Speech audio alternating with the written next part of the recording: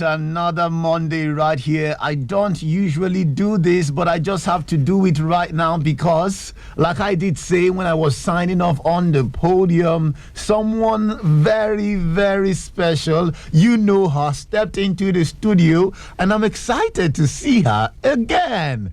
Should I tell you her name? Summer, how are you doing? I'm very well and I'm happy to be here. Good morning. Good morning, Abba. Good morning, Abia State. Good morning, Real FM. Good morning, everybody. I am happy to be here and I'm happy to be back.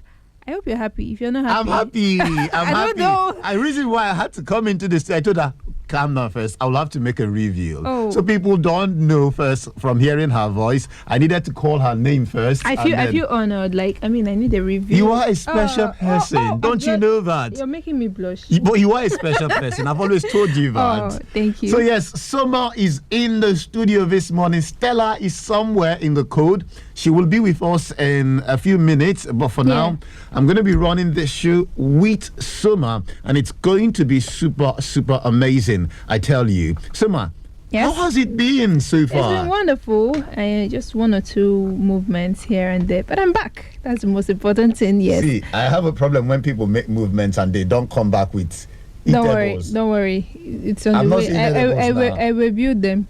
They're yet to get here. Yeah. You shipped it from the UK. Yeah. It takes 2 to 3 months before it gets to Nigeria. Yes. So I should have hope. Yes. There is Don't hope. come and disappear again. Okay, well, it's a Monday and Summer has a lot in store for us today, right? Yeah, not just me. Yes, we have a guest in the studio. We'll be also introducing her in seconds, but for now, it's about Summer. It's not about me. It's about you, my dear listener. Yes. Okay. So yes, we have this special person in the studio. All right. Good morning. Good morning. We have a very, very special individual here in the studio, and news getting to me says let me just let her do the introduction herself. Good morning, Ma. Can you please tell us your name and who exactly you are? Because I know some people will be wondering, who is this other voice we are hearing? Okay. They may recognize the voice actually. My name is Obilo Grace Ebubechuku, and I am a woman and girl child advocate. Okay. And I'm here because I'm a mentor at NwanyiBuihe Community Leadership Project for SieDi-Hub. That's why I'm so here. this morning, you know how the program goes on Mondays, right? We try to focus on things that affect our day-to-day activity as human beings, whether as a business person, to inspire you to understand that Abba has a lot of talent and you cannot,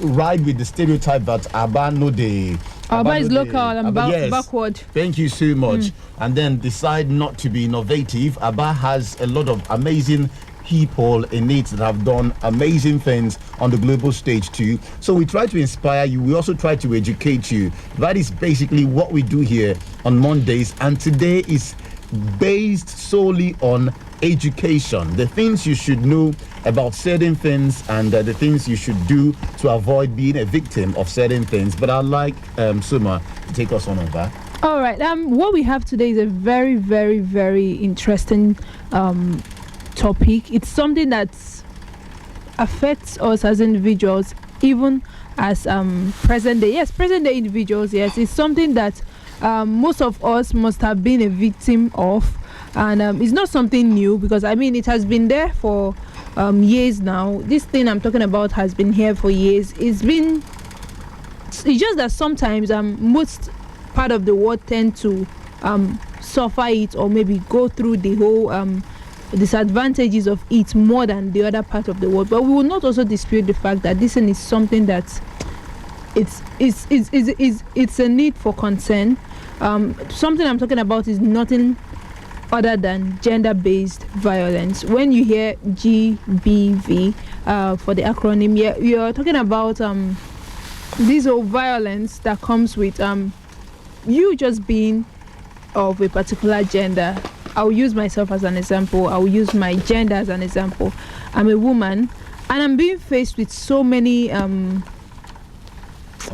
Obstacles. And these things I'm talking about, you don't even know how they came about. Imagine someone punishing you because you are a woman, or because they feel or they seem you to be a weak individual because of your sex or something like that. So this is something because you're a woman, you are a second-class citizen. Yes, you should be treated like a second-class citizen. So this thing is something that really affects and limits the dream of a woman. It also limits what the woman's purpose on earth is, because most times women, even people that have potentials as individuals, as women, I'm just going to focus on women because these are the people that are more affected with this particular issue we're talking about today. You see that most times women get very limited to, they don't even achieve their dreams. They don't go for that. Not like they don't achieve it because they cannot achieve it. They don't go for it because they know the society do not believe. Yes, because the society doesn't believe that they can even think or dare to dream. The society feels like, oh, because she's a woman, she just automatically she's limited. And if you now try to maybe stand up for yourself, or maybe if you try to question or maybe stand up for yourself, what are you tagged? What are you tagged rather? Feminist. Rebellious. Yes, rebellious. Because even as a matter of fact, you don't even have to talk. You just have to be like, yes, because you're a woman. So this discussion this morning is going to give us an insight of what it feels like to be deprived of the benefits, the human right benefits of being a woman that so many women in Africa particularly face. Okay. And so we're not just going to streamline it to that alone, because we will expand the conversation this morning. Yes, women are the ones at the receiving end of it. Yes. If you check the records, the number of women suffering GBV is way higher, but we cannot also take away the fact that men are also victims of this same thing. So we will expand it, and we will not dwell so much on this particular thing. We'll also dwell on the solutions to them. What are the interventions that organizations have made so far to making sure that we reduce the rate of GBV in our society? And how can you get help when you see situations like this coming up around you? So that is why we have Grace in the studio this morning. Grace, tell us what GBV is all about from your point of view. Okay, like she said, gender-based violence is not something that is new to us, not something that is new to our environment. It's something that has been happening around us, something that sometimes we even promote, something that sometimes we enable them. Gender-based violence is a violence directed to an individual because of their gender. Because she's a woman, she should not sit here. Because she's a woman, she should not do this. Women are not supposed to talk when this person is talking. This one, that one, because she is a woman. That's to say, they are treating her that way because of her gender. And this stems from power imbalance. Like I said, societal norms, something that we have normalized, something that we've enabled, something that we've excused. Sometimes it goes beyond what we see. Some people think, when we talk about gender-based violence, they think it is physical abuse, just physical abuse. When you hit your woman, when you hit your sister, when you hit your wife, when you hit the people around you, when you physically violate a woman, they think that is all what gender-based violence is. But it goes around emotional abuse, sexual and economic violence. When you tell the women around you not to walk because they are women. Some women don't like walking actually, but there are people who are willing to walk. There are women who are willing to walk, and then they show their interest, that they're interested in this, they want to do this, they want to do that. You tell them not to do that because they are women. It is a gender-based violence. When people emotionally abuse those around them, like can I give an example? Yeah, sure.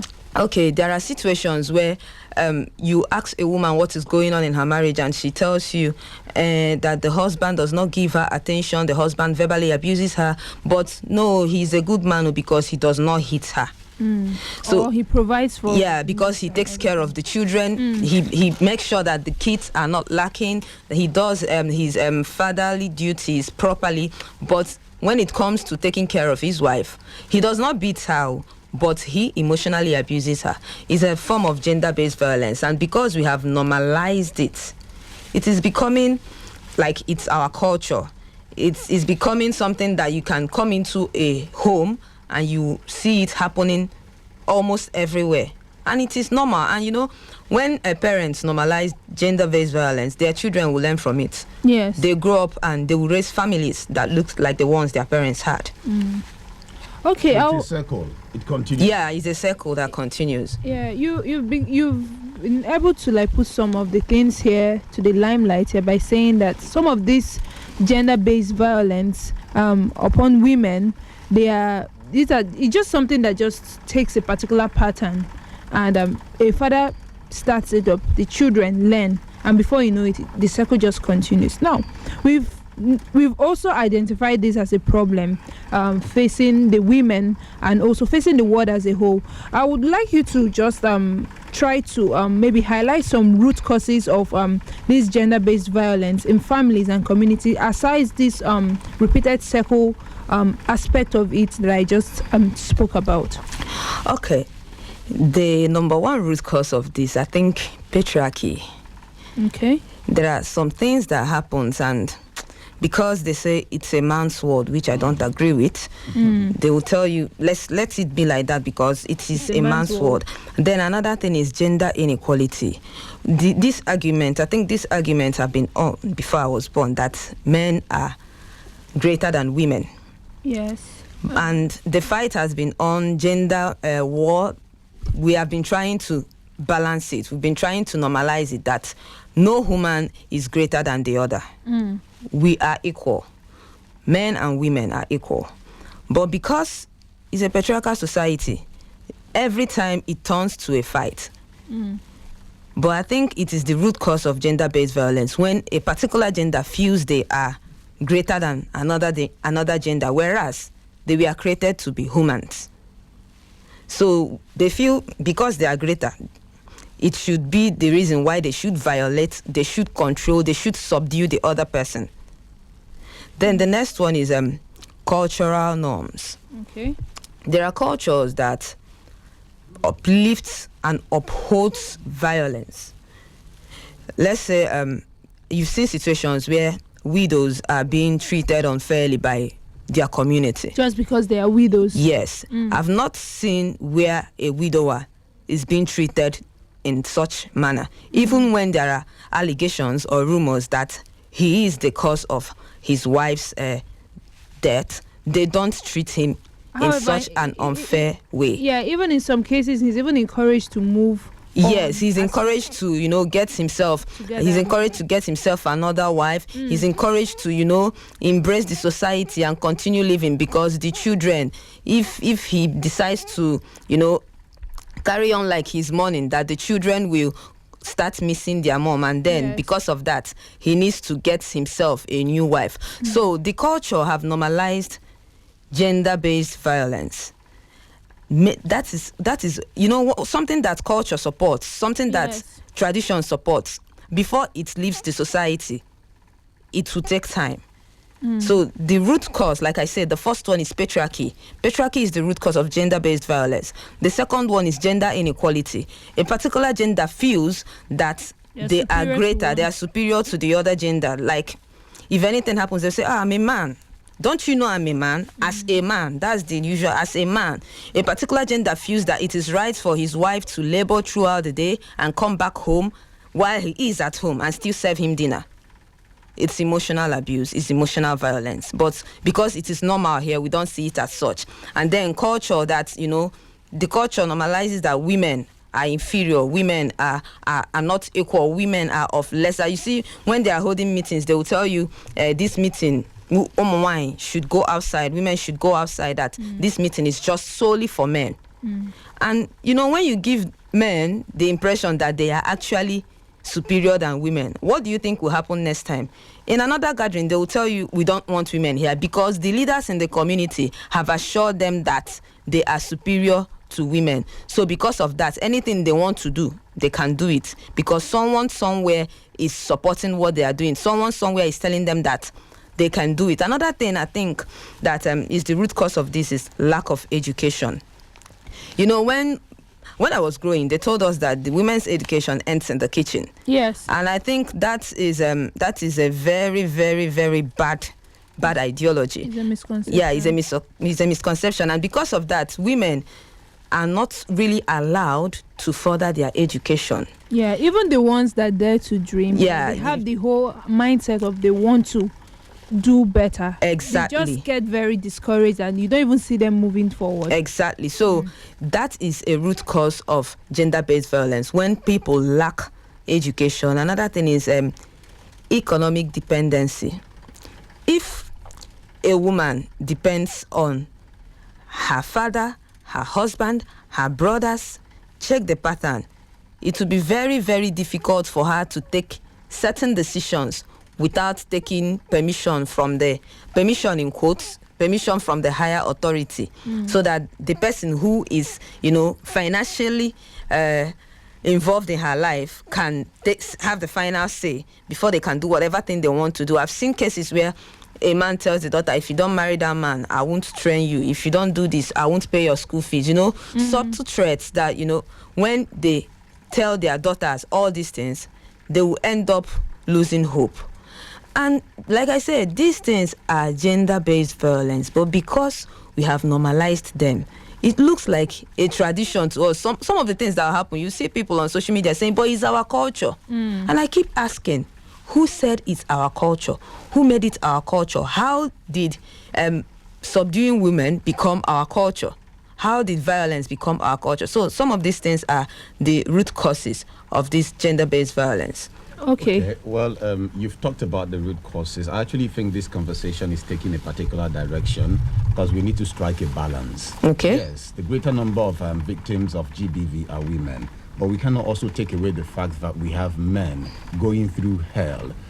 Because they are men. But because they are men, they don't say. Because the society will not listen to them. Because they are men, and men are not expected to be weak. So they bottle all of these things in. So I wanted us to expand this conversation and not just focus on the stereotype, oh, women are the victims.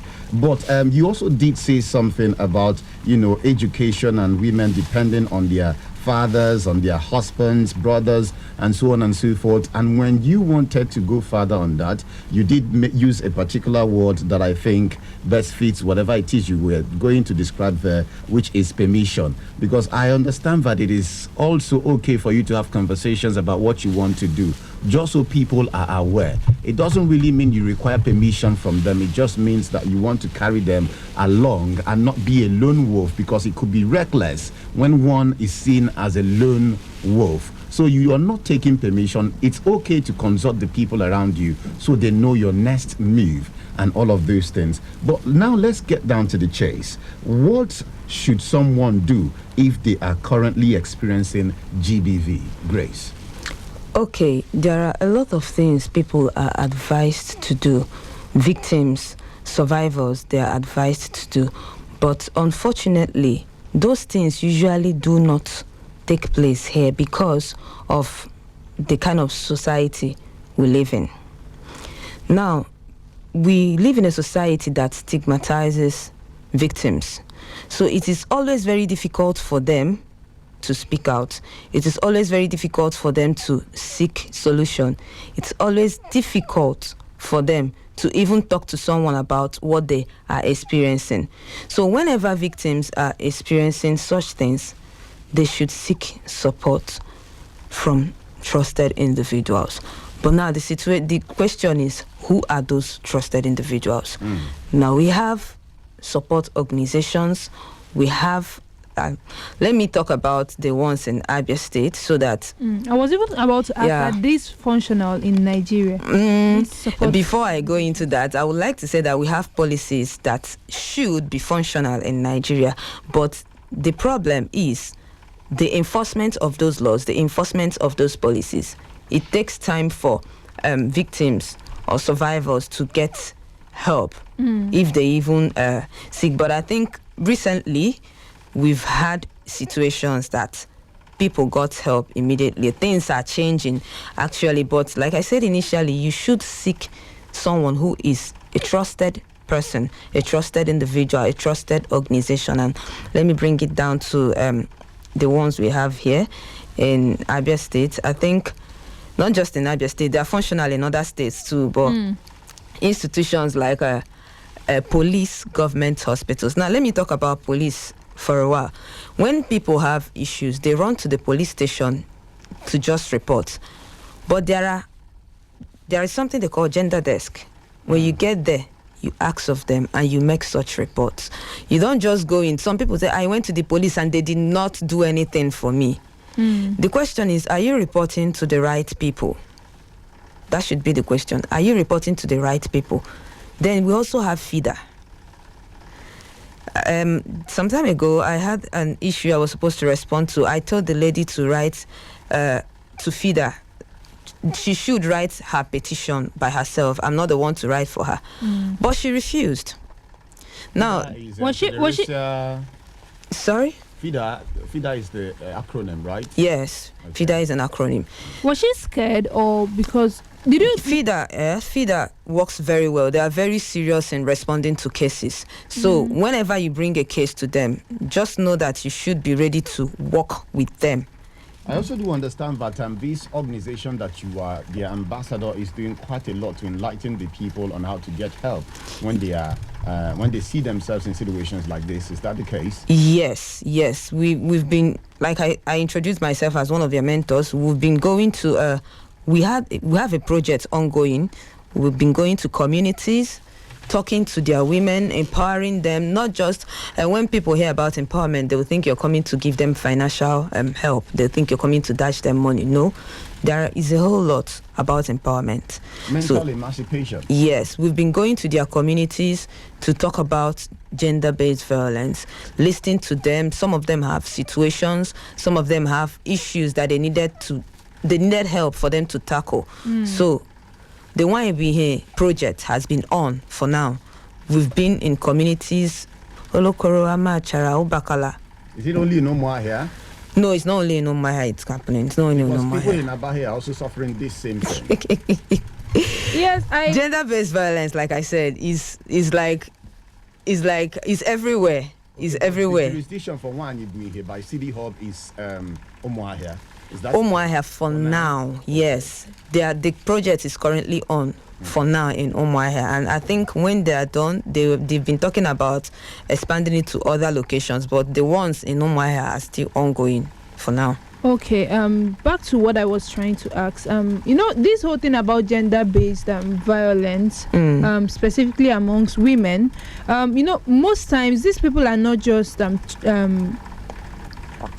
they're not just limited or maybe stopped halfway before they go ahead to do something they are supposed to do or they want to do. I mean, these individuals as humans, as women, and as the case may be, maybe male too. But you say that it's not just ending by limiting them or maybe stopping them. These people are threatened to the extent that sometimes their lives are at stake. They cannot even speak out because somebody is there telling them, after talking, you will come back and meet me at home. No. After talking, as you're talking, just know that you're going to you're going to suffer for whatever you're going to say. So the case of the woman that you said made a complaint and she backed off at a point. I was about to ask, did you follow? Was there any follow-up done to show if maybe she was scared, maybe she was threatened, or maybe she was about to speak up and somebody stopped her halfway and maybe threatened her life or maybe her child or something? You never can tell what made her to step back. Okay, FIDA is the International Federation of Women Lawyers, and it is an assumption that once they start handling a case, they take it very seriously, as long as it's a life-threatening situation.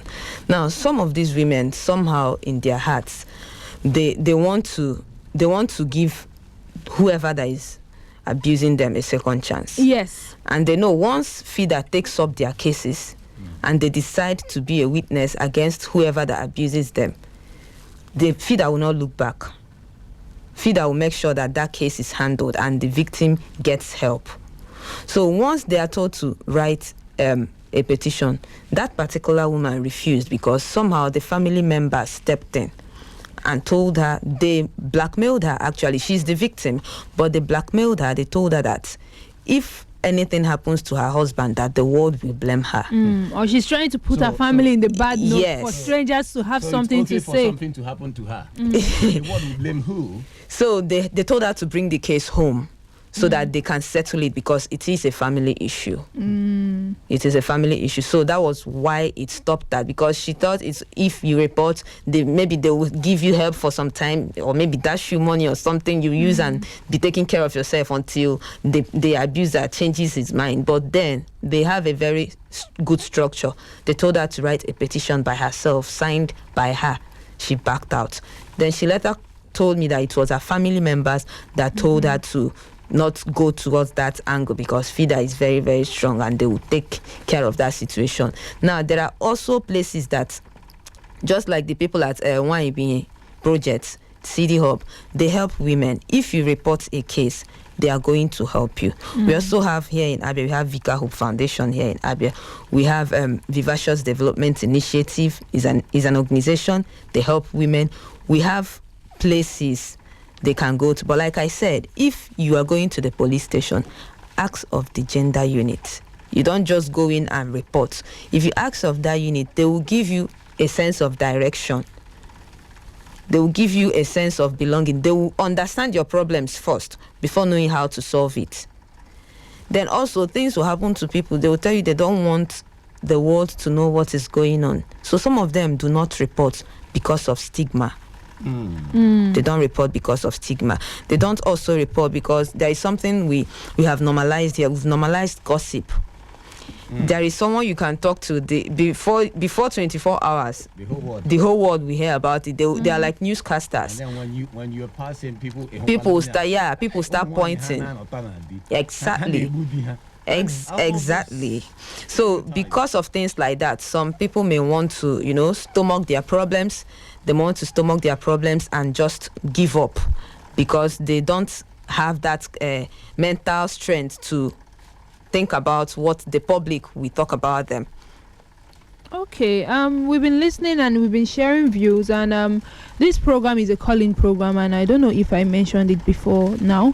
And we are not just the ones listening. It's not just a conversational program. We are expected to also get some feedbacks, and I'm very sure somebody out there wants to ask questions, or maybe wants to share their own contribution, or maybe share their own experience with this gender-based violence, and the person has been eager to call. So I think we should open the phone line, then get one or two contributions from our listeners and see how it goes. I'll call the phone line. The numbers to call: 0901 000 1991. I'll take that again: 0901 0001991, or 09069 107777. I'll take that again: 0906 910 7777. All right, the phone lines are buzzing, and I think it's time to pick. Hello, good morning. Hello, beautiful morning to you, Miss Soma, Tabu Soma. Good Welcome morning, welcome. Good to have you here. Senior High Comrade is live. Good morning, Mr. Mark, and our guest in the studio. Good morning. I just want to, I so much love this topic. Yes, I love this topic because it needs to be discussed very, very well, because a lot is really happening. Yeah. But when our guest was starting, there's something that she said that affected my genotype. Up till now, I won't get myself. Our guest said that men and women are the same. And they have been fighting for a particular position, which I don't know when men and women start to fight. The Bible said that man is the head of the family, and the Bible equally created man before woman. So I'm just trying to compare and contrast what she said and what the Bible is saying, because I don't see any reason or anything that will make it look as if that men and women is fighting. They are not fighting. God has already said the principle. Man is the head, woman is the neck. So when the neck starts to cross boundary, definitely we'll get problem. So I would like our guests to just rephrase it, because saying that man and women are the same, both biblically wise and cultural and the other, it's not. Thank you very much. Okay. All right, thank you so much. I wanted to say one or two concerning that, but I think we should take a another phone call rather. Hello, good morning, welcome. Good morning, my sister. Welcome. How are you doing? I'm doing great. Good to have you here. Okay, I'm fine. All right. Now, please, women, don't drag being equal with men. Okay. Never you people drag being equal with men. Because there's no way man and woman can be equal. Even right from the Bible, even traditionally, even in the heavens, everywhere. So you people are doing it as if you are dragging it. You know your portion. Women, we know our portion. But we'll be using love to rule those things. Thank you very much. All right. Thank you very much. I want to add one or two to this contribution. Yes, I think they are missing the point here. The problem, obviously, they are clearly missing the point, because the point is not that men and women are the same. Nobody is disputing that. But I don't know who wants to actually carry the weight a man carries. Somebody like me, no, please. I like soft life. So what I'm just trying to say is the violence and the whole thing that comes with being a woman, the limitations that come with the unfair treatment passed on women. By not just men alone, even some women have also been like, there's some women here in the society, they're the ones that are even troubling the women more. Like you see them limiting their fellow women, or limiting a man because he's a man, or maybe pouring some kind of, just so many things that surrounds being a woman or being a man. They're expected to carry some weights even heavier than them. Some women are not expected to speak in some certain kind of occasions or outings because they are women. Now, this is not a case of men and women are this. Nobody is dragging ownership, and I don't think this is the issue we are trying to portray there. We're just talking about the gender-based violence, which women have a very larger percentage of the suffering and the disadvantages that comes with it. Do you have anything to say, please, our guest? Are there hotlines people could reach for, help, something like that? Okay. There are no hotlines, but I can give names of organizations that they can actually reach out to. Okay. Yes. We have, like I mentioned initially, we have FIDA. Okay. Can you tell us the full meaning of that FIDA, just in case someone is wondering what FIDA is? Like I said initially, FIDA is an association for women's lawyers. Let me get it again and mention it for them. FIDA is International Federation of Women Lawyers. Okay. Let me say it again. FIDA is an International Federation of Women Lawyers, and they are very strong people. They are very strong organization, well structured for gender-based violence. We also have the SieDi-Hub Foundation here in Abia. We have the NSCDC, the National Civil Defense Commission. Cases like that are also reported to them. Okay. We have NACTIP. Okay, those are the ones in Abia here. FIDA is everywhere, okay. But the one here in Abia, I know of SieDi-Hub Foundation here in Abia. And it's functional, yeah? Yes, SieDi-Hub, the people I'm representing here. Okay. They are functional. We have Vivacious Development Initiative, VD, here in Aba. Yes, okay. I'm sorry to interrupt you, but before we go, some people might be trying to speak up and they don't want to come out as an individual. They want to be left anonymous. But is there any room for maybe a complaint or a petition to be submitted without the person that submitted the petition being brought to the limelight or maybe being centered on? Yes, there just is, for the safety of these. Yes, there is room for confidentiality. If you go to any organization that you want to report to and tell them you want it to remain confidential, they will grant you that request, but on the grounds that you're going to tell them the truth. Because some of them, they will tell you stories that didn't happen, and when you put your life on the line trying to help them, it backfires. Okay. Yeah. All right, thank you so much. I do not know if our time would permit us to ask more questions or take more calls. We are totally out of time. Yes, and it's been a very, very educative session with you, and we hope this particular topic discussion makes a return, because I know so many people out there want to say one or two. Yeah, and I don't also like the fact that they misunderstood the inequality when we started, and if they are misunderstanding it, I think gender-based violence, it will take a long time before that situation will get help. I think the trigger was from where we said something about men and women deserving to be treated equally or something like that. Yes. But I think it was just a misunderstanding. I would also want to say that the fact that men and women are not seem to be equal doesn't mean that another person, the woman being the weaker gender as supposed by the society, should be deprived of what she has to do, or she needs to do. Yes, she needs to do to add value to her life and all of those things. Yes, for herself as a human being first. You know, we should also remember that before being a woman, she's a human being. That's the point I was trying to make. Man is a human, woman is a human. So no one is superior.